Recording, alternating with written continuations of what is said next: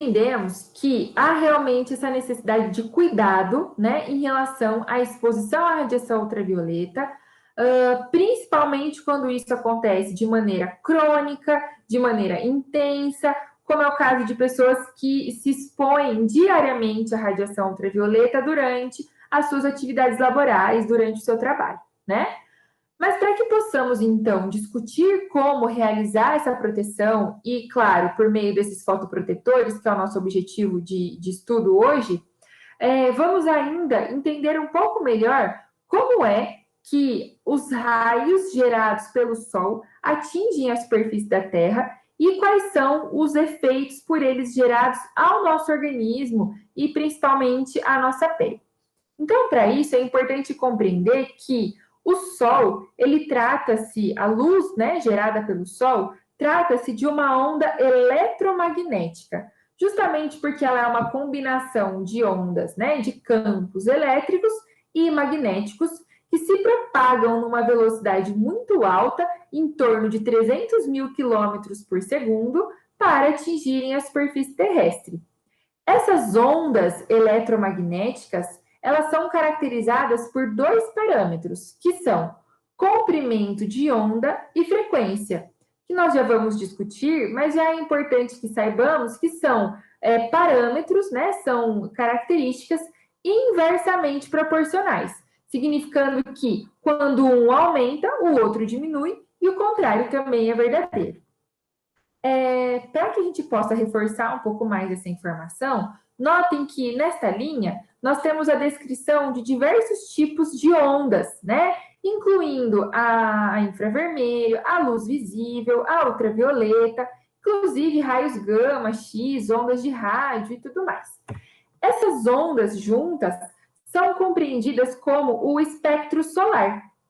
com características, né, que variam entre esses diferentes tipos de ondas eletromagnéticas em relação à sua frequência e em relação ao seu comprimento de onda também, né? Por isso, gostaria que vocês prestassem atenção nessa porção que se encontra no centro da imagem, em que nós notamos a representação de uma onda, sendo que nós percebemos uma mudança de comportamento quando nós tratamos de diferentes tipos de ondas eletromagnéticas. É importante notar, então, que essas oscilações, elas apresentam cristas, essas ondas apresentam cristas, que são essas regiões mais elevadas, o topo dessas ondas.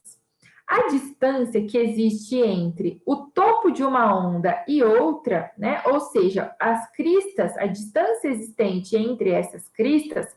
é o que caracteriza o comprimento de onda. Com isso, nós podemos perceber que quanto mais nós nos aproximamos do lado direito dessa régua, né, nós temos a redução desse comprimento de onda, porque a distância entre as cristas, ela foi diminuindo gradualmente. O comprimento de onda, além de a gente poder perceber por meio dessa representação, também está descrito aqui como números, né? E nós realmente notamos que ele passou de 10 à terceira até 10 a menos 12, sendo que então comprovamos essa redução do comprimento de onda, lembrando que trata-se da distância entre duas cristas, né? Porém, o outro parâmetro que nós discutimos que é inversamente proporcional ao comprimento de onda é o que nós chamamos de frequência. Notem que, ao contrário do comprimento de onda, em que nós temos uma redução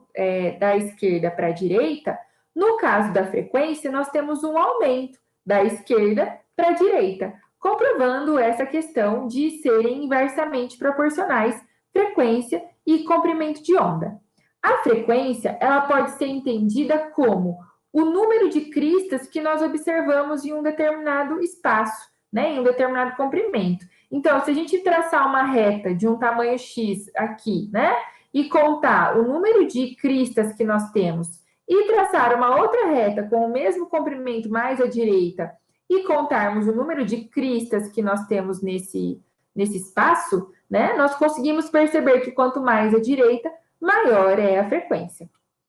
Esses dois parâmetros são importantes e ainda estão relacionados com a energia liberada por essas ondas eletromagnéticas. quanto maior a frequência, maior é a energia liberada. Então, nós podemos entender que entre a luz visível e a luz ultravioleta, por exemplo, a luz ultravioleta é mais energética do que a luz visível.